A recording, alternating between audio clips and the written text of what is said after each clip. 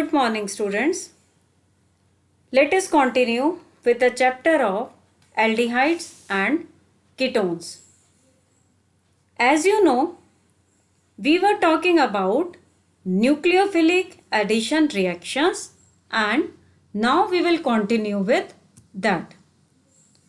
So the next reaction is formation of imines. Ammonia or a primary amine reacts with a ketone or an aldehyde to form an amine.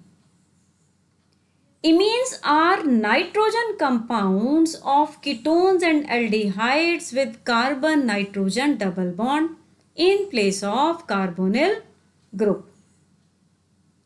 Most important is that the reaction takes place at an optimum pH of around 4.5. Just see the mechanism over here. The role of adjoins is to create positive charge on carbonyl carbon, thereby making the attack of RNH2 group easier on carbon. Otherwise, the mechanism of the reaction is nucleophilic addition mechanism only. Once the addition product is formed, then there is a removal of water to form imine.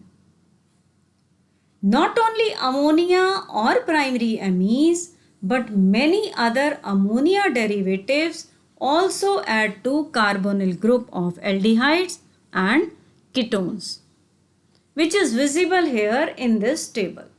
This is a carbonyl group, reacts with NH2Z. NH2Z is an ammonia derivative where Z can be any group as given in the table.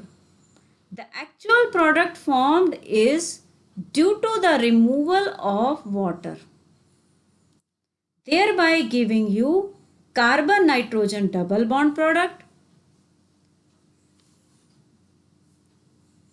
In the table you can see Z can be H, means the reagent is ammonia, ZR, it is primary amine, ZOH, it is hydroxylamine, ZNH2, it is hydrazine, Z is NHPH, or you can say NHC6H5, then the reagent is phenylhydrazine, and Z is NHCONH2, then the reagent is semi-carbazide.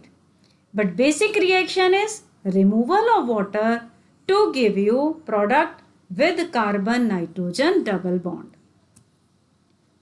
Here is a very important question. Why pH of reaction should be carefully controlled while preparing ammonia derivatives of carbonyl compound? Remember what was the pH? It was 4.5.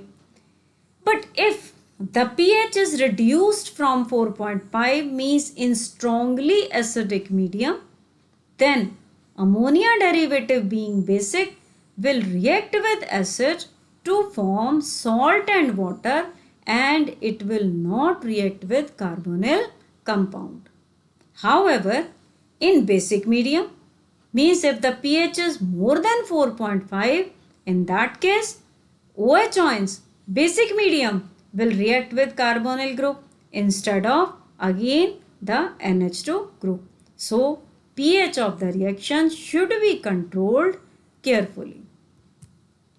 One more very important question is, there are two NH2 groups in semi-carbazide. However, only one is involved in the formation of semi-carbazones. Why? Just see the structure of semi-carbazide here. It is NH2, NHCO, NH2. Means it has got two NH2 groups on both the ends.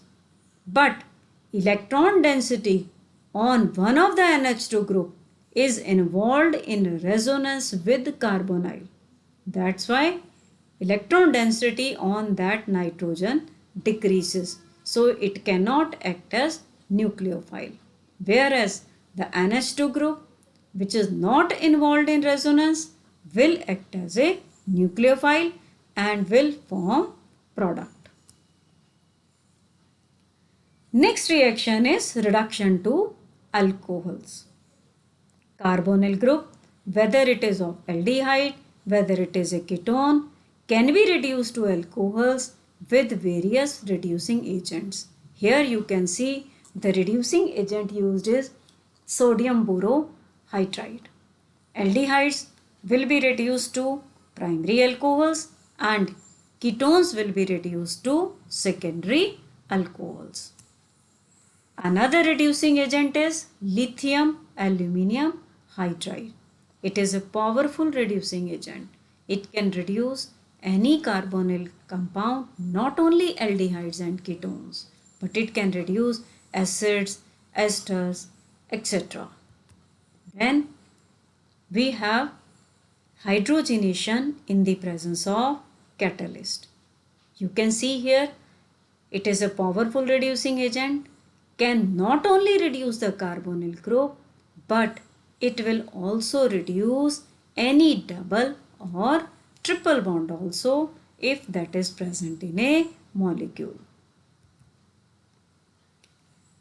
Next is reduction to hydrocarbons. Yes, carbonyl group can be reduced to alcohols as well as to hydrocarbons. If you want to reduce carbonyl group to hydrocarbons, then the reagent used is zinc amalgam and HCl. Zinc amalgam and HCl changes C double bond O group to CH2 group, means carbon is reduced to hydrocarbon part. This is called Clemmensen reduction. Here you can see three different reactants. One is ketone, other is aldehyde and third is a cyclic compound. So cyclic ketone can also be reduced to hydrocarbon.